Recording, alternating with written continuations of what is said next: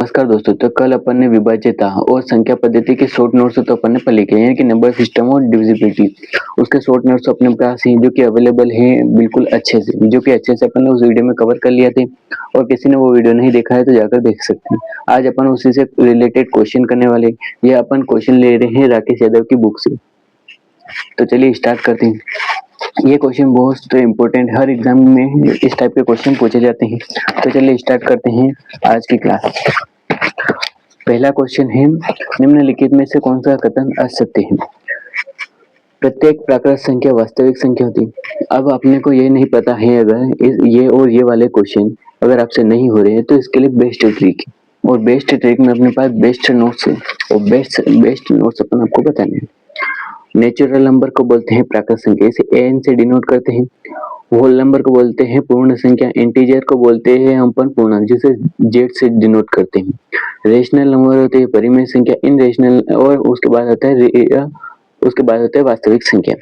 फिर लास्ट में आता है श्रमिक यानी कि इसे फिर लास्ट में आता है श्रमिक, इसे सी से डिनोट करते हैं। इसके अंतर्गत लगभग सारी चीजें आ जाती है। इसके अंतर्गत प्राकृत संख्या भी आ जाती है, इसके अंतर्गत पूर्ण संख्या भी आ जाती है, इसके अंतर्गत पूर्णांक भी आ जाती है, इसके अंतर्गत परिमेय संख्या भी आ जाती है और रियल संख्या भी इसके अंदर यानी कि वास्तविक संख्या भी इसके अंदर आ जाती है। तो अपन को इसमें से देखना है कि असत्य कौन सा है। प्रत्येक प्राकृत संख्या एक वास्तविक संख्या होती है। इसके कहने का मतलब कि जितनी भी प्राकृत संख्या है क्या वह वास्तविक संख्या होती है? क्या सभी प्राकृत संख्या वास्तविक संख्या होती है? क्या सभी ही प्राकृत संख्या वास्तविक संख्या होती है? कि सत्य क्या सत्य? बिल्कुल सत्य, क्योंकि रियल नंबर यहाँ पे आ रही है। इसके अंतर्गत जितनी भी प्राकृत संख्या है वो सब रियल नंबर है कि वास्तविक संख्या में आती है। तो ये बात भी सही है। प्रत्येक वास्तविक संख्या एक परिमेय संख्या। क्या प्रत्येक वास्तविक संख्या जो होती है यानी कि सभी रियल नंबर क्या परिमेय संख्या होती है? नहीं, सभी रियल नंबर परिमेय संख्या नहीं होते, लेकिन सभी परिमेय संख्या रियल नंबर होते हैं यानी कि वास्तविक संख्या होती है। तो सेकेंड वाला अपना क्या है? गलत है। तो इसका आंसर यही हो जाएगा, सेकेंड वाला। थर्ड वाले पे अपन देख लेते, प्रत्येक पूर्णांक एक परिमेय संख्या। क्या प्रत्येक जितने भी पूर्णांक है क्या वह परिमेय संख्या है? क्या सभी पूर्णांक परिमेय संख्या है? तो इसका आंसर बिल्कुल सही, क्योंकि पूर्णांक परिमेय संख्या के बाद क्या है? पूर्णांक है, यानी कि जितने भी पूर्णांक है वो परिमेय संख्या है। लास्ट है, प्रत्येक प्राकृत संख्या एक पूर्णांक है। जितनी भी प्राकृत संख्या है क्या वो पूर्णांक है? तो बिल्कुल, यानी कि इंटीजर है, बिल्कुल है, क्योंकि सबसे लास्ट में क्या है? प्राकृत संख्या। और हर सभी संख्याओं के अंदर लगभग प्राकृत संख्या आ रही है। उसके बाद सेकंड वाला क्वेश्चन निम्नलिखित सत्य बताइए। इसमें पिछले पहले क्वेश्चन में असत्य बताना था, इसमें सत्य बताना। प्रत्येक श्रमिक संख्याओं को वास्तविक संख्या के रूप में व्यक्त किया जा सकता है। पहला ऑप्शन। सेकंड ऑप्शन में प्रत्येक पूर्णांक एक प्राकृत संख्या। थर्ड ऑप्शन में प्रत्येक वास्तविक संख्या को श्रमिक के रूप में लिखा जा सकता है। फोर्थ क्वेश्चन में प्रत्येक वास्तविक संख्या एक पूर्णांक है। तो अपन समझने की कोशिश करते हैं, क्या प्रत्येक श्रमिक संख्या को वास्तविक संख्या के रूप में लिखा जाता है? नहीं लिखा जा सकता, क्योंकि प्राकृत संख्या यहाँ पे है और श्रमिक यहाँ है। तो श्रमिक को ऐसे लिख सकते हैं, प्राकृत संख्या को नहीं लिख सकते। पहला सत्य, प्रत्येक पूर्णांक एक प्राकृत संख्या।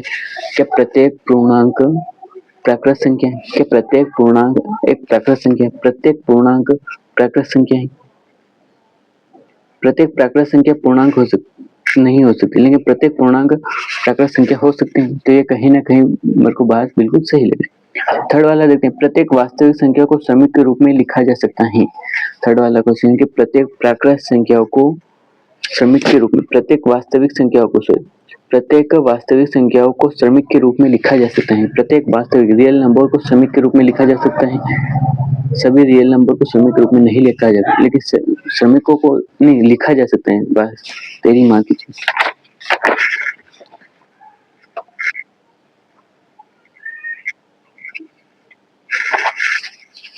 तो अपन देखते हैं, फर्स्ट वाला क्वेश्चन देखते हैं, अब देखते हैं सेकंड वाला क्वेश्चन।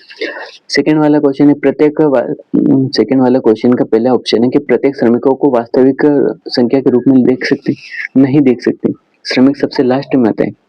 तो इसके अंदर जो चीजें हैं, इसके अंदर जो ज्ञान है या इसके अंदर जो संख्या आती है वो इन सबके अंदर नहीं आती। तो पहला क्या है? असत्य। प्रत्येक पूर्णांक एक प्राकृत संख्या। प्रत्येक पूर्णांक एक प्राकृत संख्या। प्रत्येक जितने भी पूर्णांक है प्राकृत संख्या नहीं, लेकिन प्रत्येक प्राकृत संख्या पूर्णांक संख्या है। तो सेकंड वाला क्या है? असत्य। प्रत्येक वास्तविक संख्या को श्रमिक के रूप में लिखा जा सकता है। प्रत्येक संख्या को श्रमिक के रूप में लिखा जा सकता है, बिल्कुल लिखा जा सकता है, क्योंकि इसके अंतर्गत जो चीजें आती है वो जितने भी रियल नंबर है वो सब श्रमिक के अंदर रहती है, लेकिन जितने भी श्रमिक के अंदर है वो रियल नंबर के अंदर आते ही नहीं आते।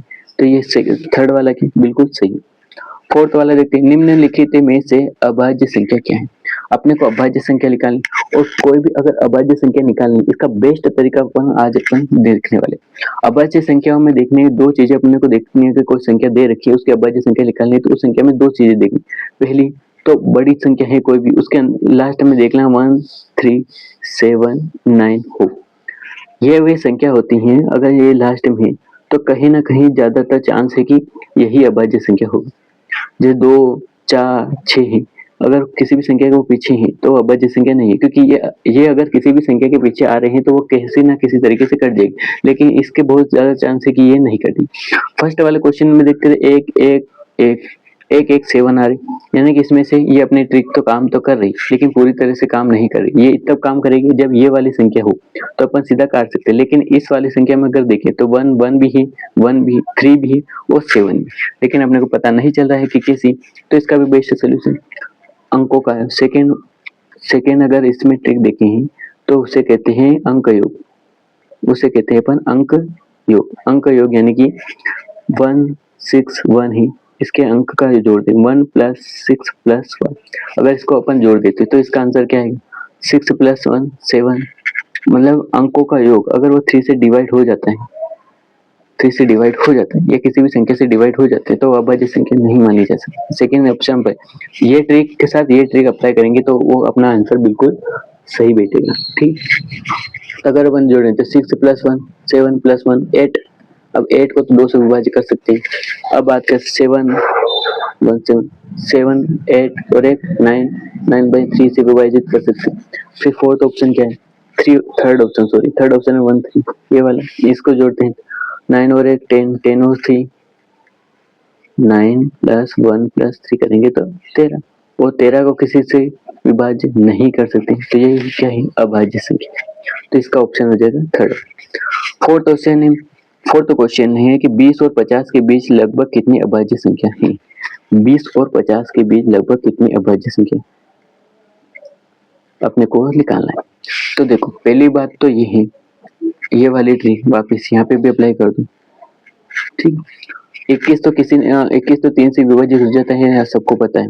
उसके बाद कौन सा आएगा, 21 नहीं आता, 22 नहीं आता, 23 आ जाए, क्योंकि 2 वाली संख्या तो नहीं होती है अभाज्य संख्या। अभाज्य संख्या 1 3 7 और 9 वाली होती, तो इसके बाद तो 3 वाली 23 वाली आएगी। 24 25 26 किसी से कुछ लेना देना है, फिर 7 वाली संख्या सीधा 27, लेकिन 27 भी विभाजित हो जाती है, 27 भी विभाजित हो जाती है 3 से। फिर अपने चेक इसी वाली संख्या को करना है 1 3 7 9, मेरे कहने का ये मतलब। अब इसको चेक करेंगे 7 8 9 9 हो गई, 9 को 3 से विभाजित कर सकते हैं, यानी कि ये अभाज्य संख्या नहीं। तो एक तो 23 हो गई, फिर 27 नहीं, 28 नहीं, 29 देखते हैं क्या 29 विभाजित कर सकते हैं। इन दोनों को प्लस करें 9 और 2 9 10 11 को किसी से विभाजित नहीं कर सकते, तो सेकंड संख्या क्या होगी 9। ठीक है, अब बात कर लेते हैं थर्ड संख्या की। थर्ड संख्या कौन सी होगी, 11 के बाद 13 30, तो सब जिसके पीछे 0 आ गया वो तो अभाज्य हो ही नहीं सकता। उसके बाद 31 देखते हैं, 31 की बात करें तो 3 + 1 4, लेकिन यह अभाज्य संख्या है, ये तो सबको पता है कि 31 अभाज्य संख्या, इसको काट नहीं सकते। ठीक है, इसके बाद कौन सा आता है 1 वाली संख्या, ये 1 वाली। इसके बाद 32 34 35 36, ये कोई नहीं है, सीधा आ गया 37 को अपन किसी से नहीं काट सकते। 38 को काट सकते हैं, 39 को काट सकते हैं, 40 को काट सकते हैं, 41 को नहीं काट सकते। फिर 42 को काट सकते हैं, 43 को काट सकते हैं, 43 को किसी से नहीं काट सकते। फिर 44 को काट सकते हैं, 45 को काट सकते हैं, 47 को काट सकते हैं, 49 को काट सकते हैं, और 47 को किसी से नहीं काट सकते। तो 1 2 3 4 5 6 7, तो कुल 7 अभाज्य संख्या इसके अंदर है। ये मतलब समझने वाली चीज है, अगर थोड़ा प्रैक्टिस करोगे तो कहीं ना कहीं अपन इसको निकाल सकते हैं। तो इसका सेकंड वाला फोर्थ वाले का क्वेश्चन का आंसर क्या आएगा 7। फिर अपन देखते हैं फिफ्थ वाला क्वेश्चन, प्राकृत संख्या और वर्ग का योग पहले 3 अभाज्य संख्याओं के गुणनफल के बराबर। इस क्वेश्चन को आप सोल्व करने की कोशिश करो 2 सेकंड। इनके बीच। हो गया? नहीं हुआ तो देख लेते हैं। प्राकृत संख्या n मान लिए अपन, थोड़ा ऊपर खिसका देते हैं, ठीक। तो उसको अपन मान लेते हैं n और उनके वर्ग, यानी कि n ये बोल रहा है कि n प्लस n का स्क्वायर वर्गों का योग। पहली तीन अभाज्य संख्या कौन सी? 2 एक अभाज्य संख्या, 3 एक अभाज्य संख्या है, n2 है सॉरी। फिर 4 अभाज्य संख्या है, नहीं 5 अभाज्य संख्या है। तो इनको करेंगे तो क्या आएगा? 30। और ये क्या है? n का स्क्वायर, ठीक है।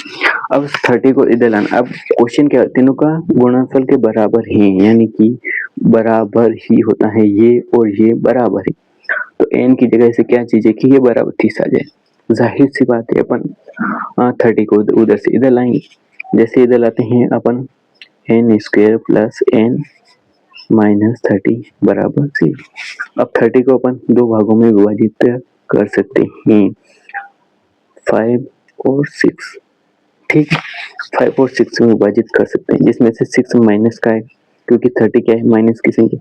इन दोनों को गुणा करेंगे तो 30 आएगा, यानी कि एक संख्या तो हो सकती है अपनी n बराबर 5 और दूसरी संख्या हो सकती है n बराबर -6।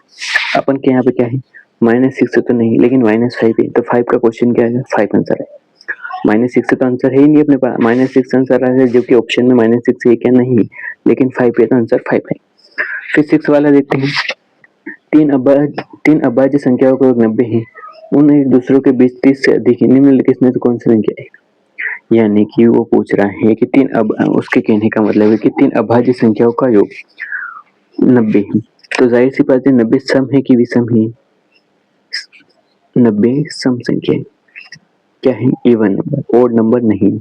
और जब देखा जाए तो अभाज्य संख्या की बात करें अपन, अभाज्य संख्या में सिर्फ इवन नंबर कौन है? सिर्फ 2 ही ऐसी संख्या है जो कि इवन नंबर, और बाकी सारी संख्या, सारी अभाज्य संख्या क्या होती है? विषम संख्या होती है। लेकिन 2 ही एक ऐसी संख्या है जो सम संख्या है, और सम संख्या जोड़ेंगे तभी आंसर में सम संख्या आएगा। तो जाहिर सी बात है 3 संख्या जो है x प्लस x बराबर 90 ये बोल रहा है। तो उसमें एक संख्या तो कहीं ना कहीं क्या है? 2 है, तो 2 लिख दिए प्लस x बराबर 90, ठीक है। उसके बाद क्या बोल रहे हैं? वो एक दूसरे, उनमें से एक दूसरे से 30 अधिक है, एक दूसरे से 30 अधिक है, यानी कि बीच का अंतर कितना है? 30। दो संख्याओं के बीच का अंतर कितना हो रहा है? 30 हो रहा है। तो अपन ऐसे लिख सकते हैं 2x, सीधा ऐसा कैसे? 2 प्लस एक्स प्लस 30 बराबर 30। बस इसको सोल्व करना है। इसको सोल्व करने तो x प्लस एक्स इधर लगते थे, अलग लिख देते हैं, x और x को अलग लिख लेते हैं अपन। x प्लस एक्स को क्या लिख लेते हैं अपन? अलग लिख लेते हैं, x प्लस एक्स ऐसा कैसा? और 30 प्लस 30 प्लस 2 वो ले ली, 90 का 90। x प्लस एक्स क्या होता है? 2x, तो ये लिखा 2x बराबर 90 का 90। 30 प्लस 2 32। इन दोनों को माइनस करेंगे तो x का मान क्या है? जल्दी से निकालो, 58। ये लिखा आपने 58, x बराबर, अब x का x 58/2। इन दोनों को अगर माइनस करेंगे तो आंसर क्या आएगा? 4, तो धुनी 4 और 2 नंबर 29। अब उसके बाद बोल रहे हैं एक दूसरे से 30 अधिक ही, यानी कि 90, x बराबर जो 90 है इसमें प्लस करना है अपने को 30 अधिक ही, तो x बराबर 90 का 90, 3 2 5 59। तो आंसर क्या आएगा? लगभग 59। तो आंसर आएगा 6 वाले का आंसर आएगा 59।